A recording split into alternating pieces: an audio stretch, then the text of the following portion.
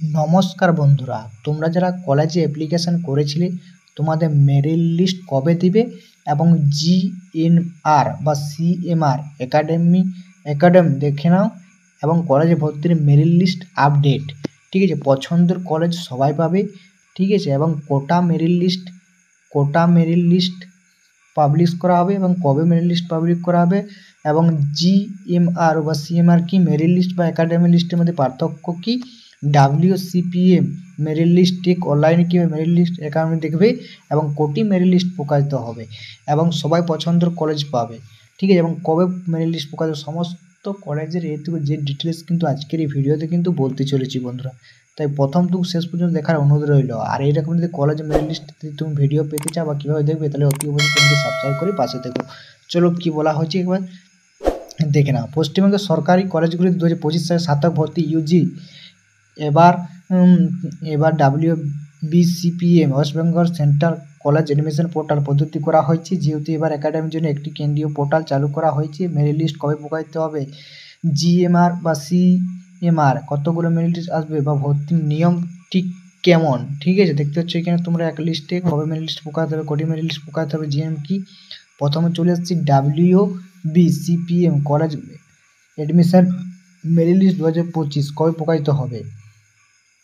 পূর্ণ নির্ধারিত ডেট ছিল 6 জুলাই 2025, কিন্তু অনলাইনে আবেদন এখনও শেষ হয়নি, তাই মেরিট লিস্ট প্রকাশিত হয়নি। নতুন আবেদন শেষ তারিখ 15 জুলাই 2025। সম্ভাব্য মেরিট লিস্ট প্রকাশিত হতে পারে 19 এবং 20 জুলাই। ঠিক আছে, তোমরা মেরিট লিস্ট কবে প্রকাশিত হবে, যেহেতু তোমাদের মেরিট লিস্ট এখনও তো কিন্তু শুরু হয়নি, 15 জুলাই তো মেরিট লিস্ট চলবে এবং মেরিট লিস্ট প্রকাশিত হতে পারে। তোমরা এখানে দেখতে পাচ্ছ সম্ভাব্য ডেট হচ্ছে 19 থেকে 20 জুলাই। WBCPM এখনও অফিসে নতুন তারিখ ঘোষণা করা হয়নি, কিন্তু 20 জুলাই আশেপাশে প্রকাশিত সম্ভাবনা রয়েছে, মানে 20 জুলাইয়ের মধ্যে কিন্তু প্রকাশিত হওয়ার কিন্তু সম্ভাবনা রয়েছে। এবারে তোমরা দেখে নাও এই জিনিসটা কি, জিএমআর বা সিএমআর কি। ঠিক আছে, মেরিট লিস্ট চেক করার সময় তোমার জিএমআর বা এমআর উভয় দেখবে, যেগুলোর মাধ্যমে বোঝা যায় তোমার পজিশন কোথায় রয়েছে। মোট আবেদনকারীর মধ্যে তোমার সর্বাধিক র্যাঙ্ক, মানে জিএম আর সিএম হচ্ছে তোমার ক্যাটাগরি, উদাহরণ EVSC ST ST OBC অনুযায়ী ব্যাংক, মানে তোমার ক্যাটাগরি, তুমি যদি ওবিসি ও ST OBC সেই অনুযায়ী সিএমআর এবং জিএমআর হচ্ছে মোট আবেদনকারীর মধ্যে তোমার সর্বাধিক র্যাঙ্ক কই, এটাই বলা হচ্ছে। মেরিট লিস্ট একাডেমিক লিস্টের মধ্যে পার্থক্য কি, একাডেমিক লিস্ট যদি লেখা থাকে তাহলে মনে করো তুমি ওই কলেজে ভর্তি হওয়ার সুযোগ পাচ্ছ। এখান থেকে মেরিট লিস্ট তোমার নাম, কোন কলেজে এসেছে, কত র্যাঙ্ক। ঠিক আছে, এইভাবে কিন্তু দেখতে পাচ্ছ। ঠিক আছে, মেরিট লিস্ট এবং একাডেমি দেখে নাও। কোটি মেরিট লিস্ট প্রকাশিত হবে ভর্তির পর যদি আপডেট ইয়েস অপশান বেছে নাও, তাহলে তোমার উচ্চতর স্তরের কলেজের জন্য আপডেট মেরিট লিস্ট প্রকাশিত হবে। ফার্স্ট মেরিট লিস্ট অধিকাংশ ছাত্রের নাম প্রথমে আসবে, mop up out round. Second merit list যারা ভর্তি হয়নি বা ছেড়ে দিয়েছে তাদের জন্য। ভর্তির নিয়ম কিভাবে কাজ করে,